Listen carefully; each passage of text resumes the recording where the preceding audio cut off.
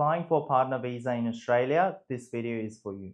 Hi all, this is Kaushal here from Professional Visa and Education Services here again, and I'm here with a short video in relation to partner visa. Now, I'm not going to talk all components on the partner visa, but today I'm going to just highlight on one major component, which is a primary requirement when it comes to partner visa application. Now, when we say partner visa, there are two categories of it. One is onshore category, the other one is offshore. Onshore one 82801 and the offshore visa subclass 309 and 100. So this visa main requirement requires you to satisfy the definition of partner. Now, what I'm finding, and this is the inquiry that I see some people raise it quite often, so which is why I'm coming up with the video so people are more aware of the situation. Now, with the definition of partner, there are two components that you can satisfy this requirement, one being a de facto partner, the other one being a spouse. Now, spouse is quite easy to understand. If you are married with each other and you have your marriage registration or certificate of marriage registration, you can prove that you are a married partner, which satisfies the requirement as a spouse. But there are also other components as financial aspect, social aspect, nature of household, and future commitment, which needs to be satisfied along with your definition of partner.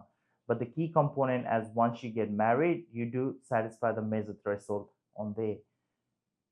Especially on this video, I'm going to discuss on the topic of de facto partner, and which is where we get a lot of concerns from the clients who is looking forward to apply for a partner visa. Usually with the onshore clients, many people, they probably are together, or some of them are in long distance relationship where they stated in multiple different states for the purpose of work or for the purpose of studies, but they've decided to register their relationship obviously in the state government where it allows you to register your relationship registration. Understanding of people is once you have the registration certificate, you can move ahead and lodge your application.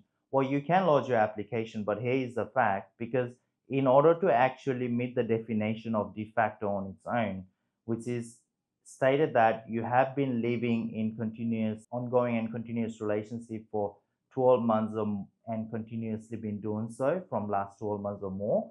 Now, the exemption people can use it for 12 months is you can have your relationship registration and waive off that 12 months requirement, but that does not mean that you shouldn't be living together, because the key threshold for de facto on its own will kick in when you satisfy to the department that you have been in continuing and ongoing relationship. So what I'm exactly trying to say is you have been in relationship and you've been living together, but it's just been few months, you can still go ahead and register your relationship and apply for a partner visa and continuously live together. That's a main component. But if you think you'll just register your relationship and you'll live separately for the purpose of work or for the purpose of studies, and when people live in multiple different states, they get confused about these factors. The department would be quite alarmed with that situation on satisfying the de facto definition on its own. So I would highly recommend someone who is looking to apply for a partner visa on the circumstances where you have been living in two separate places or two different locations, and because for your personal reason of your studies, work, or any other personal issues, I think de facto probably would not be a very ideal ways to move on. If you're deciding to move on with the de facto relationship, make sure you've started living together, you've started having the shared accommodation confirmation, you've been living in the same household and sharing that household commitment with each other. This is very important criteria, and I would say one of the key criteria for any partner visa to progress further.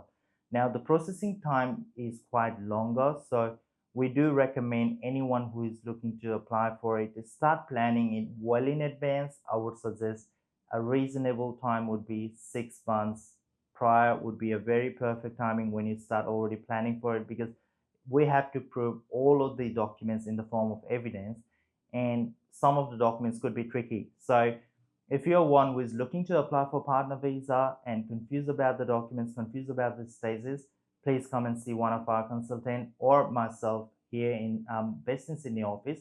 But we also have an office in Melbourne and Canberra where we can assist you, and we can also assist you virtually via online booking with our video consultation.